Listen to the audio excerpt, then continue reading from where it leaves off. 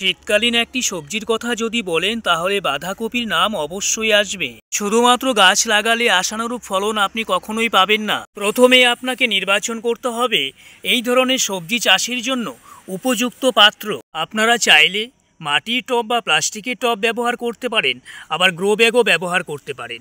পাশাপাশি কম খরচের মধ্যে যদি করতে চান, এই ধরনের মাছের কার্টুন ব্যবহার করা অত্যন্ত সহজ।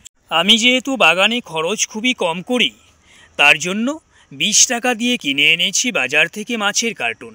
একটা কার্টুনকে কেটে চাইলে আপনি দুটোও করে নিতে পারবেন। পাত্র যখন আপনি নির্বাচন করে নিয়েছেন, গাছ লাগানোর জন্য মিডিয়া কিভাবে প্রস্তুত করবেন, খুবই সাধারণভাবে মাটির সাথে মিশিয়ে নিন সম্পূর্ণ জৈব সার। এক্ষেত্রে নাইট্রোজেনযুক্ত সারটা খুবই ভালো সবজি চাষের জন্য। পাতা পচা সার এবং কিচেন কম্পোস্ট আপনি ব্যবহার করতে পারেন। আপনার বাড়ির পাশে যদি কোনো কৃষকের বাড়ি থাকে, তাদের কাছ থেকে এই চারাগুলি আপনি সংগ্রহ করতে পারবেন।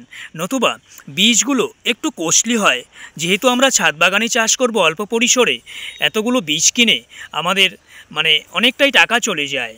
গাছ লাগানোর 15 দিনের মধ্যে কোনো রকম সার প্রয়োগ করবেন না, শুধু ব্যবহার করুন হালকা জল। প্রথমবার যখন আপনি সার প্রয়োগ করবেন, চেষ্টা করবেন সেটা যেন লিকুইড সার হয়। এক্ষেত্রে আপনি সর্ষের খোল ভেজানো জল গাছের গুঁড়িতে ব্যবহার করতে পারেন। বিভিন্ন পোকামাকড়ের হাত থেকে গাছকে বাঁচানোর জন্য সপ্তাহে 1 দিন করে ব্যবহার করে যান সম্পূর্ণ অর্গানিক নিম তেল। লক্ষ্য রাখবেন গাছের গুঁড়ির মাটি যেন কখনোই স্যাঁতসেঁতে হয়ে না যায়।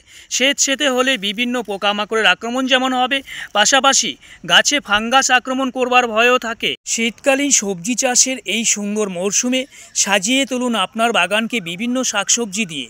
তথ্য পছন্দ হলে সঙ্গে থাকবেন। এরকম গার্ডেন বিষয়ে প্রচুর ভিডিও নিয়ে থাকছি আমি আপনাদের সাথে।